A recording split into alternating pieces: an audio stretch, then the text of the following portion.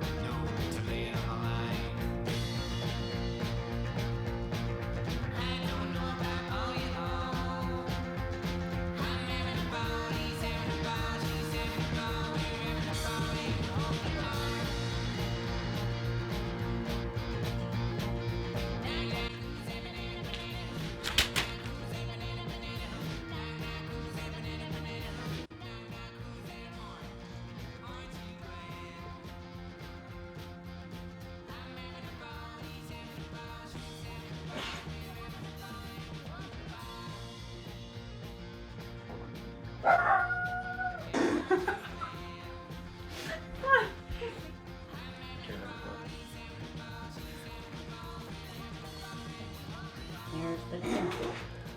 I'm sorry. I can't look at you. Don't look at me. Yeah.